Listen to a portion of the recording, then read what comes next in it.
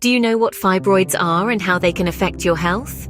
In this informative video, we delve into the world of fibroids, covering everything from their origins to identifying symptoms and exploring effective treatment options. Stay informed and empowered as we navigate the complexities of uterine health together. Don't forget to consult with your healthcare professional for personalized advice. Let's embark on this journey to better understand fibroids and take charge of our well-being. Let's begin by shedding light on this topic. Fibroids, also known as uterine fibroids, are non-cancerous growths that develop in or around the uterus. These biological curiosities are quite common and can vary in size. Some are so tiny that you wouldn't even notice them, while others can grow large enough to distort the shape of the uterus. Now you may wonder, if they're not cancerous, should I be concerned? Well, while fibroids are generally harmless, they can sometimes cause health issues. Not everyone will experience symptoms, but for those who do, fibroids can be quite bothersome. Imagine this: you're going about your day, and suddenly you're hit with an unexpected wave of discomfort. You might experience heavy menstrual bleeding, prolonged periods, or even pain in the pelvic region. Sometimes fibroids can cause complications during pregnancy and labor. In rare cases, they can even lead to fertility problems. However, it's important to note that having fibroids doesn't necessarily mean you'll encounter these issues. The impact of fibroids on your health largely depends on their size, location, and the number present. In many cases, women with fibroids lead perfectly normal lives without experiencing any significant discomfort or complications. Understanding fibroids is not just about knowing what they are. It's also about understanding how they can affect you. Knowledge is power, and in this case, it's the power to take control of your health. So in the next few minutes, we'll delve deeper into the causes of fibroids, their common symptoms, and the treatment options available. We'll explore how fibroids form, why some women are more prone to developing them, and how they can be managed or even removed. Remember, the objective is not to cause alarm, but to inform and empower. The more we know about our bodies, the better we can care for them. Understanding fibroids is the first step towards maintaining your uterine health. So, let's embark on this journey together. Stay tuned as we unravel the mystery of fibroids. But what exactly causes these fibroids to develop in the first place? You might wonder. Well, let's dive into the nitty-gritty of the possible factors that may contribute to the occurrence of fibroids. Firstly, hormonal changes play a key role. The hormones estrogen and progesterone, which are vital for the regeneration of the uterine lining during each menstrual cycle, may promote the growth of fibroids. It's interesting to note that fibroids have been found to contain more estrogen and progesterone receptors than normal uterine muscle cells do. This makes them more susceptible to these hormones, leading to their growth during the reproductive years. On the other hand, genetic alterations could also be a factor. Research indicates that fibroids often have alterations in genes that differ from those in normal uterine muscle cells. This suggests that certain genetic changes might contribute to their development. Now, let's talk about other health and lifestyle factors that can influence the risk of developing fibroids. It's been observed that women who have a family history of fibroids are more likely to have them themselves. This means that if your mother or sister has fibroids, your chances of developing them may be higher. Certain lifestyle factors like diet and exercise can also impact your risk. For instance, consuming a diet high in red meat and low in green vegetables, fruit, and dairy can increase your likelihood of developing fibroids. Additionally, being overweight or obese also raises the risk, as does a lack of physical activity. Beyond this, pregnancy and childbirth have been associated with a reduced risk of fibroids. Some studies suggest that each childbirth may decrease the risk of developing fibroids. It's important to remember that these are potential factors, and having one or more doesn't necessarily mean you will develop fibroids. Each woman's body is unique and responds differently to these influences. So, while the exact cause of fibroids is unknown, there are several factors that can increase your risk. Understanding these factors can help you make informed decisions about your uterine health. Now, you might be wondering, how do I know if I have fibroids? Well, let's delve into that. Fibroids, also known as uterine myomas, can present a variety of symptoms, but it's important to note that many women with fibroids may not experience any symptoms at all. These silent fibroids are often discovered during routine checkups or pelvic exams.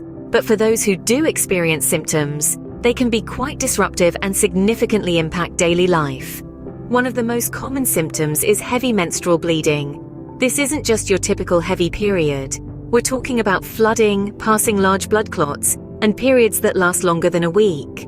This can lead to anemia or fatigue due to blood loss. Next, we have pelvic pain or pressure. This can feel like a constant dull ache, or it can come in waves.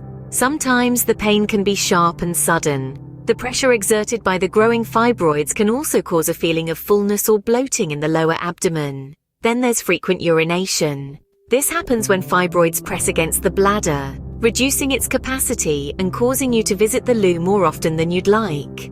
In some cases, fibroids can also cause constipation if they press against the rectum. Other symptoms can include lower back pain, difficulty emptying the bladder, and in rare cases, pain during intercourse. Some women may also experience fertility issues or complications during pregnancy and childbirth, although this isn't as common. It's important to remember that these symptoms can also be caused by other conditions, not just fibroids.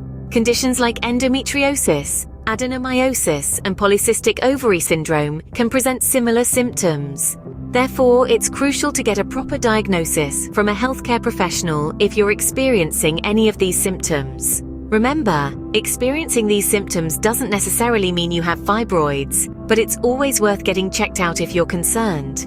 After all, knowledge is power, and understanding your body is the first step to taking control of your health. So what can be done if you do have fibroids? That's a question many women ask, and the answer is quite a lot. The treatment approach for fibroids often depends on various factors, including the size and location of the fibroids, your age, your overall health, and whether you're planning to have children in the future. Firstly, let's talk about medications. Hormonal contraceptives, such as birth control pills, patches, or injections, can help control heavy menstrual bleeding caused by fibroids. Gonadotropin-releasing hormone agonists, or GnRHAs, can stop your menstrual cycle and shrink fibroids, but they're not a long-term solution because they can cause menopause-like symptoms. Another class of drugs, called selective progesterone receptor modulators, or SPRMs, can stop the growth of fibroids and reduce their size. Mifepristone is one such example. These are typically used when surgery isn't an option or isn't desired. Now, moving on to surgical treatments. For larger or more problematic fibroids, your doctor might recommend a procedure. One common procedure is a myomectomy, where the surgeon removes the fibroids but leaves the uterus intact. This is often the chosen method for women who still want to have children. Another option is a hysterectomy, where the entire uterus is removed. This is a more drastic option and is typically reserved for severe cases when other treatments haven't worked. Then there's uterine artery embolization, a minimally invasive procedure that cuts off the blood supply to the fibroids, causing them to shrink and die. Lastly, let's not forget about lifestyle changes. A healthy diet rich in fruits, vegetables, and whole grains, combined with regular exercise, can help manage the symptoms of fibroids and improve overall health. It's important to remember that every woman's situation is unique, and what works for one might not work for another. It's essential to have a thorough discussion with your healthcare provider to decide on the best treatment approach for you. With the right treatment, you can manage fibroids and maintain your quality of life. Let's recap what we've learned about fibroids today. Fibroids, those benign but often troublesome growths in the uterus, are surprisingly common, affecting up to 3 out of 4 women at some point in their lives. Despite their prevalence, fibroids often fly under the radar, with many women unaware of their presence due to a lack of symptoms. We've discussed how these growths come into being, rooted in genetic changes, hormonal influences, and other growth factors. They can be as small as an apple seed or as large as a grapefruit, and their size and location can significantly impact the type and severity of symptoms experienced.